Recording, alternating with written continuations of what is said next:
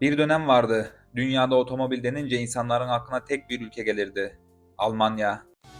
Made in Germany. Das war mal ein Begriff. Die Welt hat uns bewundert. Für unsere Produkte, für unseren Erfindungsreichtum, die natürlich entspringt aus einem vernünftigen Bildungssystem. Mercedes, BMW, Audi, Volkswagen. Bu markalar sadece araba üretmiyordu. Bir karakter üretiyordu, bir kalite anlayışını, hatta bazı insanlar için başarı göstergesi üretiyordu. Çünkü o dönem Alman otomobilleri gerçekten farklıydı. Kapıyı kapattığında çıkan tok ses, 180 ile giderken bile yola yapışan hissi, 100 bin kilometrede yeni açılmış gibi çalışan motorlar.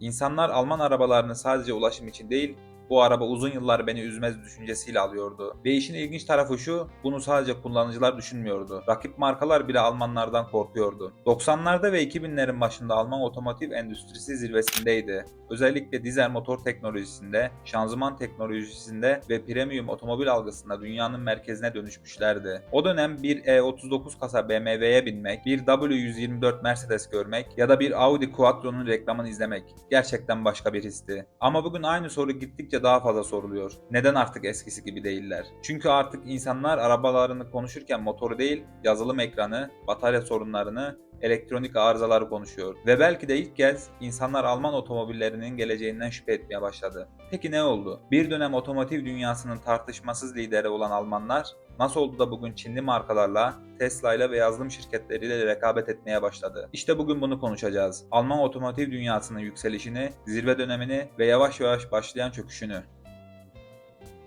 Önce şunu anlamamız gerekiyor. Almanlar otomobil sektörünü yıllarca mühendislikle domine etti. Amerikalılar büyük motor yaptı, Japonlar ekonomik araba ama Almanlar mükemmel hissettiren araba yaptı. İşte fark buydu. Bir BMW sürdüğünde direksiyon hissi başkaydı, bir Mercedes'e bindiğinde güven hissi başkaydı, bir Audi kullandığında kalite hissi bambaşkaydı. Çünkü Almanlar otomobili sadece makine olarak değil, bir mühendislik sanatı olarak görüyordu. Ve yıllarca bu anlayış çalıştı. Özellikle 90'larda ve 2000'lerin başında Alman markalar arasında inanılmaz bir rekabet vardı. BMW Ultimate Driving Machine, Mercedes konfor ve prestij, Audi ise teknoloji tarafında saldırıyordu.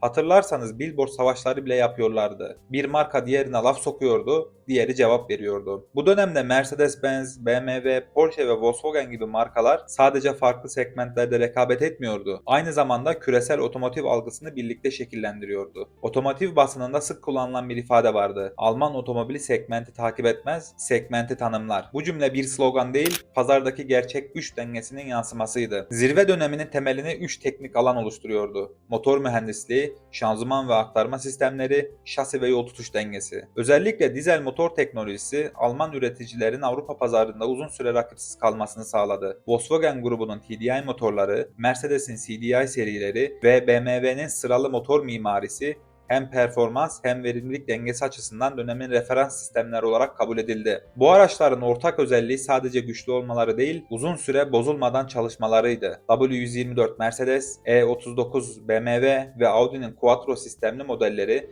bugün bile otomotiv forumlarında ve gazetecilik analizlerinde dayanıklılık referansı olarak gösterilir. Buradaki kritik nokta şudur: bu araçlar yalnızca iyi üretilmedi, aynı zamanda yüksek toleranslı üretim felsefesiyle üretildi. Yani mühendislik sadece performans için değil, uzun ömür için optimize edildi. 90'ların sonu ve 2000'lerin başı premium otomobil kavramının yeniden tanımlandığı dönemdir. Bu dönemde Alman markaları sadece teknik üstünlük değil, algısal üstünlük de kurdu. Bir Mercedes satın almak yalnızca bir araç almak değildi, bir statü beyanıydı. BMW sürüş deneyimi üzerinde bir kimlik oluşturdu. Audi ise teknoloji ve modern tasarım ekseninde premium algıyı yeniden şekillendirdi. Bu üçlü yapı pazarda benzersiz bir denge oluşturdu. Sektör analizlerinde bu dönem genellikle Alman üçlüsünün altın çağı olarak anılır. Çünkü rekabet vardı ama bu rekabet yıkıcı değil, büyütücüydü. Bu dönemin en dikkat çekici unsurlarından biri de markalar arası reklam rekabetiydi. BMW, Mercedes ve Audi'nin arasındaki iletişim dili zaman zaman doğrudan karşılıklı göndermelere kadar uzanıyordu. Billboard kampanyaları, slogan karşılaştırmaları ve görsel mesajlar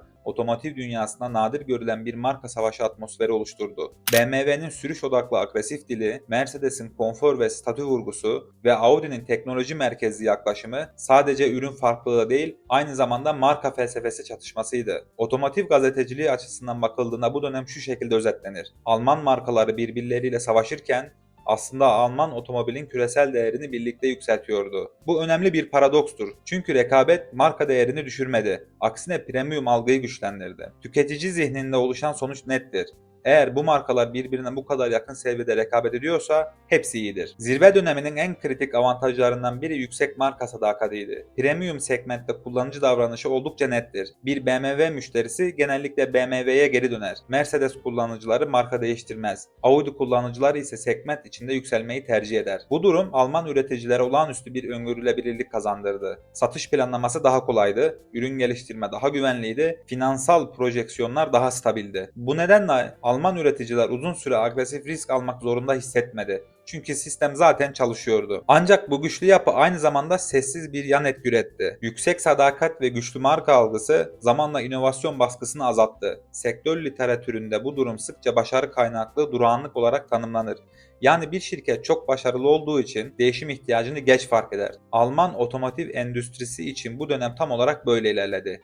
Motorlar güçlüydü, kalite algısı yüksekti, satışlar istikrarlıydı, marka güveni neredeyse tartışılmazdı. Bu nedenle temel soru uzun süre şuydu: zaten en iyiysek neden değiştirelim? İşte zirve dönemi tam olarak bu güven duygusu üzerine inşa edildi ve tarihsel olarak bakıldığında her zirve içinde bir kırılma noktası da saklıdır. Alman otomotiv endüstrisinin hikayesinde bu kırılma henüz görünmez haldeyken başlamıştı. Alman otomotiv endüstrisinin zirve döneminde oluşan mühendislik üstünlüğü, güçlü marka algısı ve yüksek müşteri sadakati şirketlere büyük bir konfor alanı sağladı. Bu yapı kısa vadede mükemmel sonuçlar üretti. Ancak uzun vadede inovasyon hızını yavaşlatan bir faktöre dönüştü. Özellikle Avrupa ve Kuzey Amerika'da premium müşteri kitlesinin marka değiştirme oranı oldukça düşüktü. Alman markaları içten yanmalı motor teknolojisinde hala dünyanın referans noktasıydı. Motor verimliliği, şanzıman mühendisliği, dayanıklılık, sürüş kalitesi. Bu nedenle şirketlerde şu yaklaşım güç kazandı: mevcut sistem zaten çalışıyor. Aslında bu düşünce kendi döneminde tamamen rasyoneldi. Çünkü otomotiv dünyasında rekabet avantajı büyük ölçüde mekanik mükemmelliğe dayanıyordu. Ancak sektör yön değiştirmeye başladığında aynı yaklaşım stratejik bir kırılganlığa dönüştü. Son yıllarda dikkat çeken önemli değişimlerden biri de üretim ve Ar-Ge faaliyetlerinin giderek Almanya dışına kayması oldu. Küresel üretim ağları ve maliyet optimizasyonu ön plana çıkarken bu durum merkezi inovasyon hızını da etkileyen önemli bir faktör haline geldi. Yani mesela artık sadece nerede üretildiği değil, aynı zamanda nerede düşünüldüğü meselesiydi. Bu dönemde Alman üreticiler güçlü satış rakamları ve premium segment hakimiyeti sayesinde dönüşüm baskısını yeterince sert hissetmedi. Fakat dışarıda farklı bir rekabet modeli oluşuyordu. Yeni oyuncular özellikle elektrikli araç ve yazılım tarafında çok daha farklı bir yaklaşım geliştirmeye başladı. Daha kısa geliştirme döngüleri, daha güçlü yazılım entegrasyonu, daha hızlı model güncellemeleri, daha agresif fiyat stratejileri ve bu yeni düzende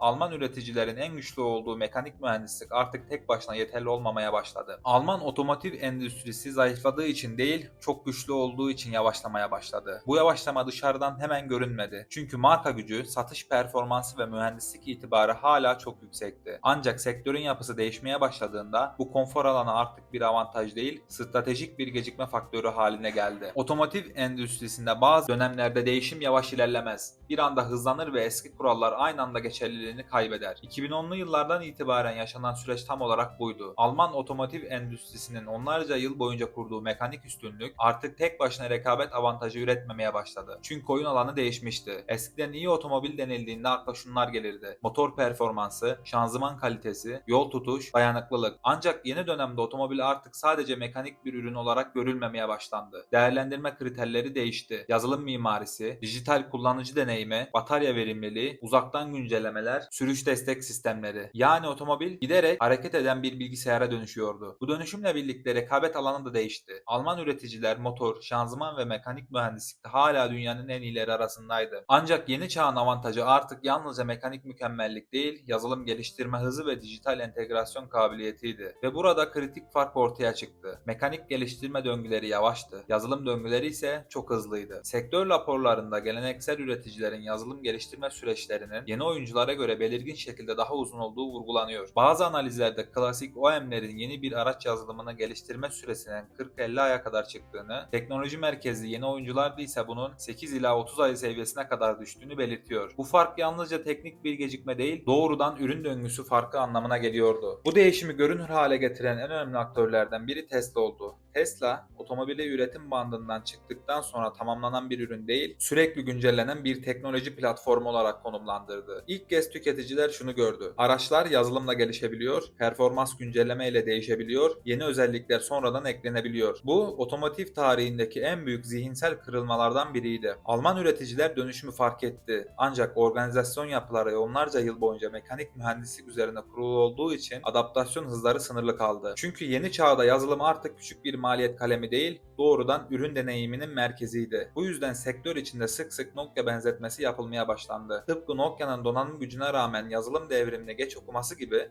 Alman üreticilerin de yazılım merkezli dönüşüme ağır kaldığı yorumları yapıldı. Ancak burada önemli bir fark var. Nokia pazardan silindi. Alman otomotiv endüstrisi ise hala dünyanın en güçlü üreticileri arasında. Fakat artık sektörün temel sorusu değişmiş durumda. Bir otomobil şirketi ne kadar yazılım şirketi olabilir? Bugün gelinen noktada Alman otomotiv endüstrisi için tablo basit değil. Bir yanda hala güçlü marka değeri, yüksek mühendislik kapasitesi ve global üretim ağı var. Diğer yanda ise daha hızlı hareket eden, yazılım merkezli ve maliyet avantajı sahip yeni oyuncular var. Bu nedenle mevcut durum çöküş olarak değil, daha doğru bir tanımla rekabet paradigmasının değişmesi olarak okunuyor. Alman otomotiv endüstrisinin hikayesi bugün şu soruya bağlı. Bir mühendislik devi yazılım çağında ne kadar hızlı yeniden tanımlanabilir? Ve bu sorunun cevabı yalnızca Almanya'nın değil, tüm otomotiv endüstrisinin geleceğini belirleyecek. Made in Germany. Das war mal ein Begriff.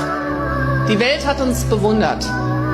Für unsere Produkte, für unseren Erfindungsreichtum, die natürlich entspringt aus einem vernünftigen Bildungssystem.